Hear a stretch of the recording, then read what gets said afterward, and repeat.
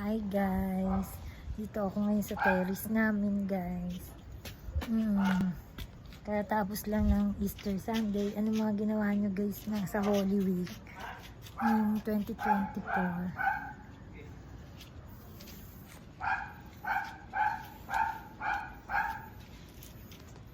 Guys,